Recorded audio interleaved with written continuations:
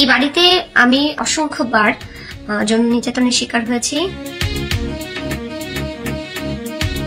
অন্তর্বর্তীকালীন সরকারি উপদেষ্টা হাসান আরিফের ছেলে মুয়াজ আরিফের বিরুদ্ধে মামলা হয়েছে।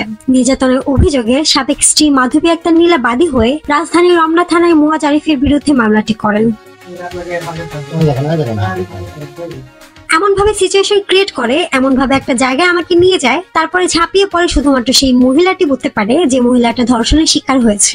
এক ফেসবুক পোস্টে হাসান আরিফের সাথে মেসেঞ্জারে কথোপকথনের একটি স্ক্রিনশট শেয়ার করে অভিযোগ করে, নীলা লেখেন, সুগার ড্যাডির প্রস্তাব ফিরিয়ে দেওয়ায় তার উপর হামলা করেছে উপদেষ্টা।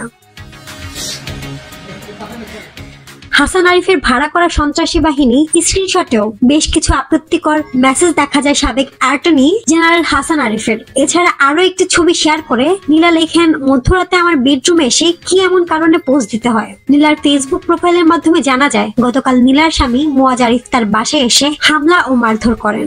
নীলা জানান, প্রায় মুয়াজ তাকে মারধর করেন। তিনি সমস্ত কিছু গোপন রেখে চেষ্টা করেছেন, কারণ তাদের বাচ্চা মানসিকভাবে অসুস্থ।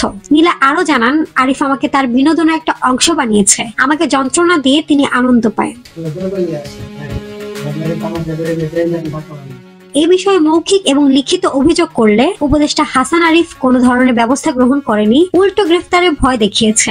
অপর একটি স্ক্রিনশটে দেখা যায় উপদেষ্টা হাসান আরিফ নীলার কাছে ক্ষমা চেয়েছেন। এই বিষয়ে হাসান আরিফ বা তার পরিবারের সাথে যোগাযোগ করার চেষ্টা করলেও সম্ভব হয়নি। এদিকে মুয়াজের তৃতীয় স্ত্রী অভিনেত্রী সাইদাকে এই ঘটনার মাস্টারমাইন্ড হিসেবে আখ্যা দেন নীলা। তিনি বলেন, প্রীতির কারণে তার উপর এমন হামলা ও বাসায় ভাঙচুর করেছে মুয়াজ আরিফ। তাহলে কিভাবে ওকে আপনি শাস্তি দিচ্ছেন আর কিভাবে ক্ষমা করে দিচ্ছেন? এই ঘটনার সুষ্ঠু বিচার দাবি করে সোশ্যাল মিডিয়ায় তীব্র প্রতিক্রিয়া জানিয়েছেন নেটিজেনরা। সেই সাথে ক্ষমতার অপব্যবহারের জন্য হাসান আরিফের পদত্যাগও চেয়েছে কেউ কেউ।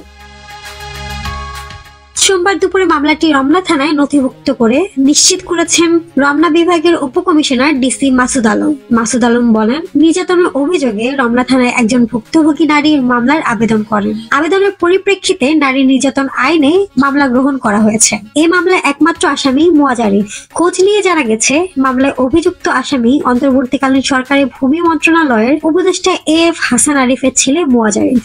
তদন্ত সাপেক্ষে এ ব্যাপারে পরবর্তী পদক্ষেপ নেওয়া হচ্ছে। এই পরিবার দ্বারা আমি যেটা বেশি অস্পষ্ট সবসময় রয়েছি, কথা বলতে চাইনি, সেটা হচ্ছে